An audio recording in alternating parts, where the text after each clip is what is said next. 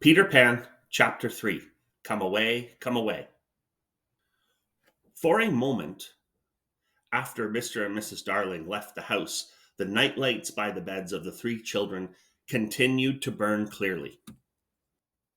They were awfully nice little night lights, and one cannot help wishing that they would have kept awake to see Peter. But Wendy's night blinked and gave such a yawn that the other two yawned also. And before they could close their mouths, all three went out. There was another light in the room now, 1,000 times brighter than the night lights. And in the time we have taken to say this, it has been in all the drawers in the nursery, looking for Peter's shadow, rummaged the wardrobe, and turned every pocket inside out. It was not really a light. It made this light by flashing about so quickly, but when it came to rest for a second, you saw it was a fairy, no longer than your hand, but still growing. It was a girl called Tinker Bell, exquisitely gowned in a skeleton leaf, cut low and square, through which her figure could be seen to the best advantage.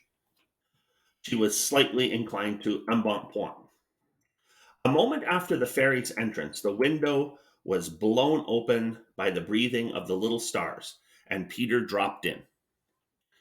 He had carried Tinker Bell part of the way, and his hand was still messy with the fairy dust. Tinker Bell, he called softly, after making sure that the children were asleep. Tink, where are you?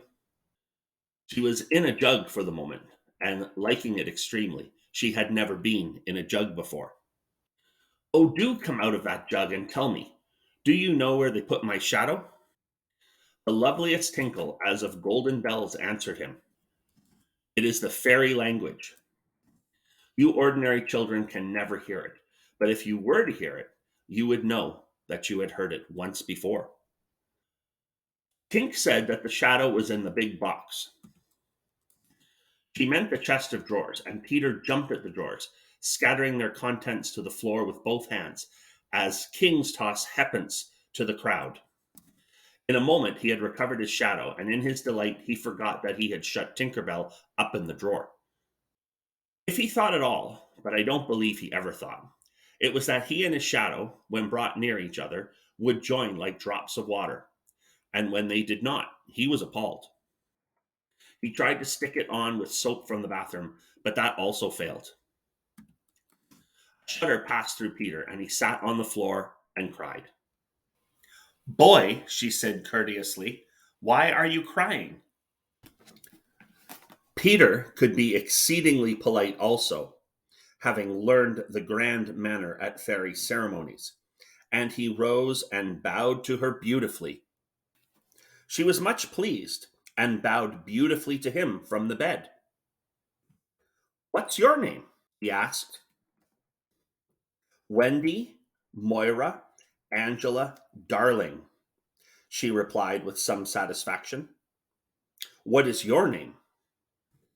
Peter Pan. She was already sure that he must be Peter, but it did seem a comparatively short name.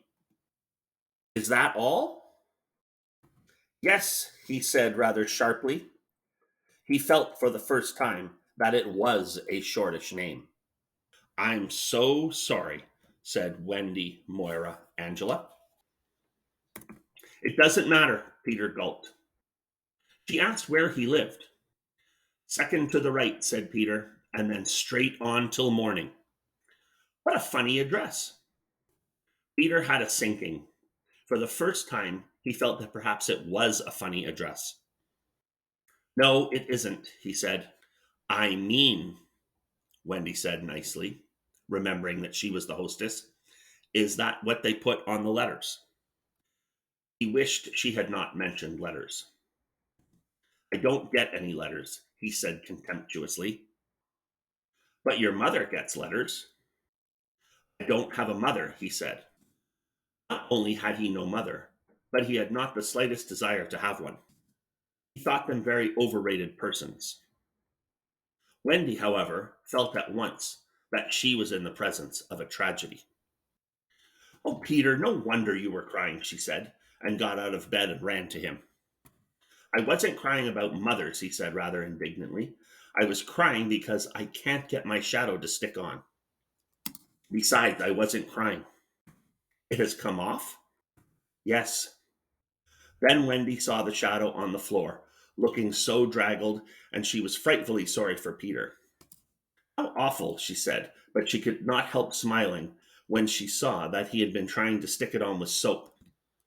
How exactly like a boy. Fortunately, she knew at once what to do. It must be sewn on, she said just a little patronizingly. What's sewn? He asked. You're dreadfully ignorant. No, I'm not. But she was exulting in his ignorance. I shall sew it on for you, my little man, she said, though he was as tall as herself, and she got out her housewife and sewed the shadow onto Peter's foot. I dare say it will hurt a little, she warned him. Oh, I shan't cry, said Peter, who was already of opinion that he had never cried in his life. And he clenched his teeth and did not cry, and soon his shadow was behaving properly, though still a little creased. Perhaps I should have ironed it, Wendy said thoughtfully, but Peter, boylike, was indifferent to appearances, and he was now jumping about in the wildest glee. Alas, he had already forgotten that he owed his bliss to Wendy. He thought he had attached the shadow himself. How clever I am, he crowed rapturously. Oh, the cleverness of me. It is humiliating to have to confess that this conceit of Peter was one of his most fascinating qualities. To put it with brutal frankness, there was never a cockier boy. But for the moment, Wendy was shocked. You conceit, she exclaimed with frightful sarcasm. Of course, I did nothing. You did a little, Peter said carelessly, and continued to dance. A little, she replied with hauteur. If I am of no use, I can at least withdraw. And she sprang in the most dignified way into bed and covered her face with blankets. To induce her to look up, he pretended to be going away, and when this failed, he sat on the end of the bed and tapped her gently with his foot. Wendy, he said, don't withdraw. I can't help crowing, Wendy, when I'm pleased with myself. Still, she would not look up, though she was listening eagerly. Wendy, he continued in a voice that no woman has ever yet been able to resist. Wendy, one girl is more use than 20 boys. Now, Wendy was every inch a woman, though there were not very many inches, and she peeped out of the bedclothes. Do you really think so, Peter? Yes, I do. I think it's perfectly sweet of you, she declared, and I'll get up again. And she sat up with him on the side of the bed. She also said she would give him a little kiss if he liked, but Peter did not know what she meant, and he held out his hand expectantly. Surely you know what a kiss is, she asked, aghast. I shall know when you give it to me, he replied stiffly, and not to hurt his feelings, she gave him a thimble. Now, he said, shall I give you a kiss? And she replied with slight primness, if you please. She made herself rather cheap by inclining her face toward him, but he merely dropped an acorn button in her hand. So she slowly returned her face to where it had been before and said nicely that she would wear his kiss on the chain around her neck. It was lucky that she did put it on that chain, for it was afterwards to save her life. When people in our set are introduced, it is customary for them to ask each other's age. And so Wendy, who always liked to do the correct thing, asked Peter how old he was. It was not really a happy question to ask him. It was like an examination paper that asks grammar, when what you want to be asked is Kings of England. I don't know, he replied uneasily, but I am quite young. He really knew nothing about it. He had merely suspicions. But he said at a venture, Wendy, I ran away the day I was born. Wendy was quite surprised but interested, and she indicated in the charming drawing room manner, by a touch on her nightgown, that he could sit nearer her. It was because I heard father and mother, he explained in a low voice, talking about what I was to be when I became a man. He said with passion, I want to always be a little boy and to have fun. So I ran away to Kensington Gardens and lived a long, long time among the fairies. She gave him a look of the most intense admiration, and he thought it was because he had run away. but it was really because he knew fairies. Wendy had lived such a home life that to know fairies struck her as quite delightful. She poured out questions about them to his surprise, for they were rather a nuisance to him, getting in his way and so on, and indeed he sometimes had to give them a hiding. Still, he liked them on the whole, and he told her about the beginning of fairies. You see, Wendy, when the first baby laughed for the first time, its laugh broke into 1,000 pieces, and they all went skipping about. And that was the beginning of fairies. Tedious talk, this, but being a stay at home, she liked it. And so, he went on good naturedly, there ought to be one fairy for every boy and girl. Ought to be, isn't there? No, you see, children know such a lot now. And they soon don't believe in fairies. And every time a child says, I don't believe in fairies, there is a fairy somewhere that falls down dead. Really, he thought they had now talked enough about fairies, and it struck him that Tinker Bell was keeping very quiet. I can't think where she has gone to, he said, rising, and he called Tink by name. Wendy's heart went flutter with a sudden thrill. Peter, she cried, clutching him, you don't mean to tell me that there is a fairy in this room? She was here just now, he said a little impatiently. You don't hear her, do you? And they both listened. The only sound I hear, said Wendy, is like a tinkle of bells. Well, that's Tink. That's the fairy language. I think I hear her too. The sound came from the chest of drawers, and Peter made a merry face. No one could ever look quite so merry as Peter, and the loveliest of gurgles was his laugh. He had his first laugh still. Wendy, he whispered gleefully, I do believe I shut her up in the drawer. He let poor Tink out of the drawer, and she flew about the nursery screaming with fury. You shouldn't say such things, Peter retorted. Of course I'm very sorry, but how could I know you were in the drawer? Wendy was not listening to him. Oh, Peter, she cried, if she would only stand still and let me see her. I hardly ever stand still, he said, but for one moment Wendy saw the romantic figure come to rest on the cuckoo clock. Oh, the lovely, she cried, though Tink's face was still distorted with passion. Tink, said Peter amiably, this lady says she wishes you were her fairy. Tinker Bell answered insolently. What does she say, Peter? He had to translate. She is not very polite. She says you are a great ugly girl and that she is my fairy. He tried to argue with Tink. You know, you can't be my fairy, Tink, because I am a gentleman and you are a lady. To this Tink replied in these words, you silly ass, and disappeared into the bathroom. She is quite a common fairy, Peter explained apologetically. She is called Tinker Bell because she mends the pots and kettles. They were together in the armchair by this time, and Wendy plied him with more questions. If you don't live in Kensington Gardens now, sometimes I still do. But where do you mostly live now? With the Lost Boys. Who are they? They are the children who fall out of their perambulators when the nurse is looking the other way. If they are not claimed in 7 days, they are sent far away to the Neverland to defray expenses. I'm captain. What fun it must be! Yes, said cunning Peter, but we are rather lonely.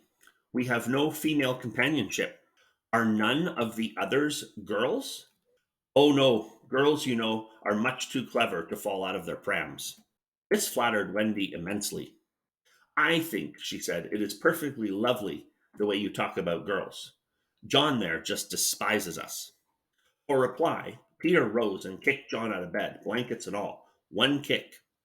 This seemed to Wendy rather forward for a first meeting, and she told him with spirit that he was not captain in her house. However, John continued to sleep so placidly on the floor that she allowed him to remain there. And I know you meant to be kind, she said, relenting, so you may give me a kiss. For the moment, she had forgotten his ignorance about kisses. I thought you would want it back, he said bitterly, and offered to return her the thimble. Oh dear, said the nice Wendy, I don't mean a kiss, I mean a thimble. What's that? It's like this. She kissed him. Funny, said Peter gravely. Now shall I give you a thimble? If you wish to, said Wendy, keeping her head erect this time. Peter thimbled her, and almost immediately she screeched, "What is it, Wendy?" It was exactly as if someone were pulling my hair. That must have been Tink. I never knew her so naughty before. And indeed, Tink was darting about again, using offensive language. She says she will do that to you, Wendy, every time I give you a thimble. But why? Why, Tink? Again, Tink replied, "You silly ass." Peter could not understand why, but Wendy understood, and she was just slightly disappointed when he admitted that he came to the nursery window not to see her, but to listen to stories. You see, I don't know any stories. None of the Lost Boys know any stories. How perfectly awful, Wendy said. Do you know, Peter asked, why swallows build in the eaves of houses? It is to listen to stories. Oh, Wendy, your mother was telling you such a lovely story. Which story was it? About the prince who couldn't find the lady who wore the glass slipper. Peter, said Wendy excitedly, that was Cinderella, and he found her, and they lived happily ever after. Peter was so glad that he rose from the floor where they had been sitting and hurried to the window. Where are you going? She cried with misgiving. To tell the other boys. Don't go, Peter, she entreated. I know such lots of stories. Those were her precise words, so there can be no denying that it was she who first tempted him. He came back, and there was a greedy look in his eyes now, which ought to have alarmed her, but it did not. Oh, the stories I could tell to the boys, she cried, and when Peter gripped her and began to draw her toward the window. Let me go, she ordered him. Wendy, do come with me and tell the other boys. Of course, she was very pleased to be asked, but she said, Oh dear, I can't. Think of Mummy. Besides, I can't fly. I'll teach you. Oh, how lovely to fly. I'll teach you how to jump on the wind's back, and then away we go. Ooh, she exclaimed rapturously. Wendy, Wendy, when you are sleeping in your silly bed, you might be flying about with me, saying funny things to the stars. Ooh, and Wendy, there are mermaids. Mermaids with tails? Such long tails. Oh, cried Wendy, to see a mermaid. He had become frightfully cunning. Wendy, he said, how we should all respect you. She was wriggling her body in distress. It was quite as if she were trying to remain on the nursery floor. But he had no pity for her. Wendy, he said, the sly one, you could tuck us in at night. Ooh, none of us has ever been tucked in at night. Ooh, and her arms went out to him. And you could darn our clothes and make pockets for us. None of us has any pockets. How could she resist? Of course, it's awfully fascinating, she cried. Peter, would you teach John and Michael to fly too? If you like, he said indifferently, and she ran to John and Michael and shook them. Wake up, she cried. Peter Pan has come, and he is to teach us to fly. John rubbed his eyes. Then I shall get up, he said. Of course, he was on the floor already. Hello, he said. I am up. Michael was up by this time also, looking as sharp as a knife, with 6 blades and a saw. But Peter suddenly signed silence. Their faces assumed the awful craftiness of children listening for sounds from the grown up world. All was as still as salt. Then everything was right. No, stop. Everything was wrong. Nana, who had been barking distressfully all the evening, was quiet now. It was her silence they had heard. Out with the light. Quick. Hide. cried John, taking command for the only time throughout the whole adventure. And thus, when Liza entered, holding Nana, the nursery seemed quite its old self, very dark, and you could have sworn you heard its three wicked inmates breathing angelically as they slept. They were really doing it artfully from behind the curtain window. Liza was in a bad temper, for she was mixing the Christmas pudding in the kitchen and had been drawn away from them with a raisin still on her cheek by Nana's absurd suspicions. She thought the best way of getting a little quiet was to take Nana to the nursery for a moment, but in custody, of course. There, you suspicious brute, she said, not sorry that Nana was in disgrace. They are perfectly safe, aren't they? Every one of the little angels sound asleep in bed. Listen to their gentle breathing. Here, Michael, encouraged by his success, breathed so loudly that they were nearly detected. Nana knew that kind of breathing, and she tried to drag herself out of Liza's clutches. But Liza was dense. No more of it, Nana, she said sternly, pulling her out of the room. I warn you, if you bark again, I shall go straight for Master and Mrs. and bring them home from the party, and then, oh, won't Master whip you? She tied the unhappy dog up again. But do you think Nana ceased to bark? Bring Master and Mrs. home from the party. Why, that was just what she wanted. Do you think she cared whether she was whipped so long as her charges were safe? Unfortunately, Liza returned to her puddings, and Nana, seeing that no help would come from her, strained and strained at the chain until at last she broke it. In another moment, she had burst into the dining room of 27 and flung up her paws to heaven, her most expressive way of making a communication. Mr. and Mrs. Darling knew at once that something terrible was happening in their nursery, and without a goodbye to their hostess, they rushed into the street. But it was now 10 minutes since the three scoundrels had been breathing behind the curtains, and Peter Pan can do a great deal in 10 minutes. We now return to the nursery. It's all right, John announced, emerging from his hiding place. I say, Peter, can you really fly? Instead of troubling to answer him, Peter flew round the room, taking the mantelpiece on the way. I'm topping, said John and Michael. How sweet, cried Wendy. Yes, I'm sweet. Oh, I am sweet, said Peter, forgetting his manners again. It looked delightfully easy, and they tried it first from the floor and then from the beds, but they always went downward instead of up. I say, how do you do it? Asked John, rubbing his knee. He was quite a practical boy. You just think lovely, wonderful thoughts, Peter explained, and they lift you up into the air. He showed them again. You're so nippy at it, John said. Couldn't you do it very slowly once? Peter did it both slowly and quickly. I've got it now, Wendy, cried John, but soon he found he had not.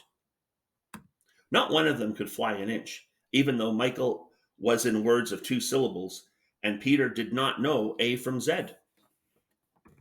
Of course, Peter had been trifling with them, for no one can fly unless the fairy dust has been blown on him.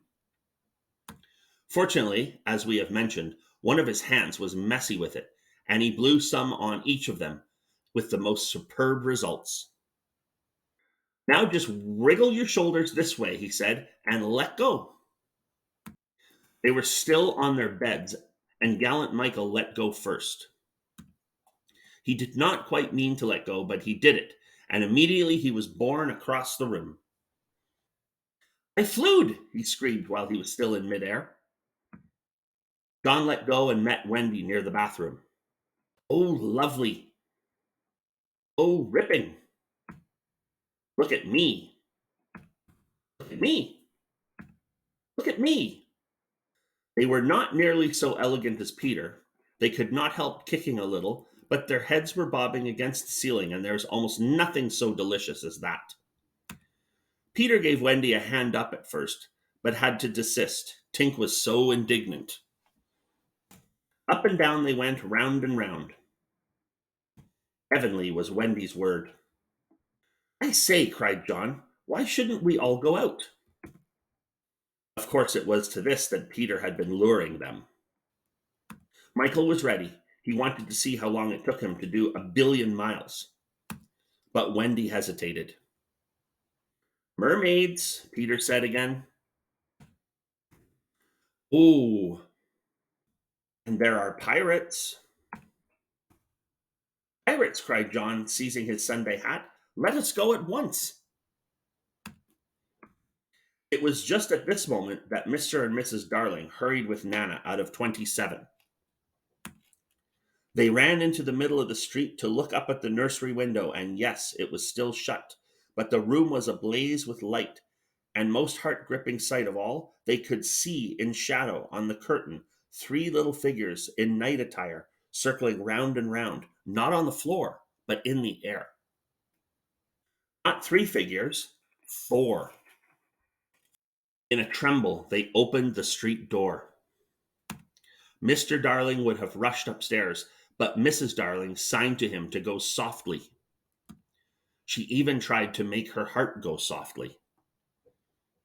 Will they reach the nursery in time?